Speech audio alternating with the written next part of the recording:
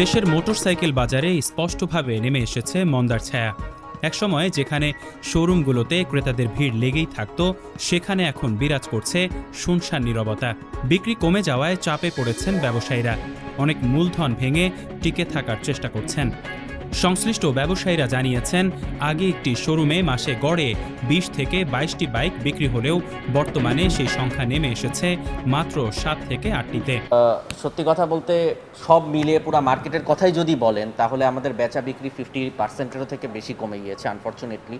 সেটা আমাদের সব বাইকের কোম্পানি, টিভিএস বলুন, বাজাজ বলুন, আমাদের হিরো বলুন, হোন্ডা বলুন না কেন, সব কোম্পানিরই কিন্তু বিক্রির ক্ষেত্রে অনেকখানি কমে এসেছে। নতুন বাইকের পাশাপাশি পুরনো বাইকের বাজারেও একই ধরনের স্থবিরতা দেখা যাচ্ছে।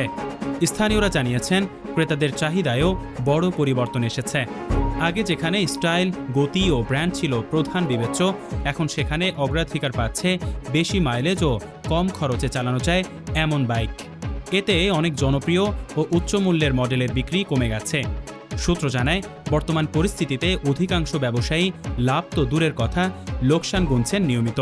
চলে গেছিল মানে বলার বাইরে, যেরকম অবস্থা, খারাপ পজিশন চলে গেছিলো। এখন ইনফ্যাক্ট এখনও মানুষ ভয়ে বাইক কিনতেছে না, তেলের দাম বেড়ে গেছে, তারপরে তেলের ক্রাইসিস, এর জন্য তেল পাচ্ছে না। তো এর কারণে এটা প্রচুর এফেক্ট পড়ছে এখানে, যা বলার বাইরে। করোনা এত এফেক্ট পড়ে না যতটা এফেক্ট পড়ছে এই তেলের কারণে। অনেকেই দোকানের মূলধন থেকে খরচ চালিয়ে যাচ্ছেন।